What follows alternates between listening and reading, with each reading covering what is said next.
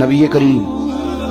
صلی اللہ علیہ وسلم فرماتے ہیں کہ ایک صحابی حضور کی بارگاہ میں آیا، عرض کی یا رسول اللہ صلی اللہ علیہ وسلم پریشان رہتا ہوں اپنی آخرت کے لیے، اور یہ بھی بڑا اللہ کا فضل ہے کہ کوئی آخرت کے لیے پریشان۔ حضور میں اپنی آخرت کے لیے بڑی پریشانی میں رہتا ہوں، کوئی ایسی بات بتا دیں کہ رب مجھے نجات عطا کر۔ تو نبی پاک صلی اللہ تعالی علیہ وسلم نے ایک ہی بات ارشاد فرمائی، فرمایا تم اپنے رب کے ساتھ بددیانتی نہ کرنا، اللہ تجھے نجات عطا کر دے گا۔ عرض کی یا رسول اللہ صلی اللہ علیہ وسلم اللہ کے ساتھ بددیانتی اور خیانت کیا ہے؟ لوگوں کے ساتھ تو معاملہ سمجھ میں آتا ہے کہ کسی نے کوئی رقم رکھوائی، کوئی ڈیوٹی دی، کوئی ذمہ لگایا، پورا نہ کیا تو بددیانتی ہو۔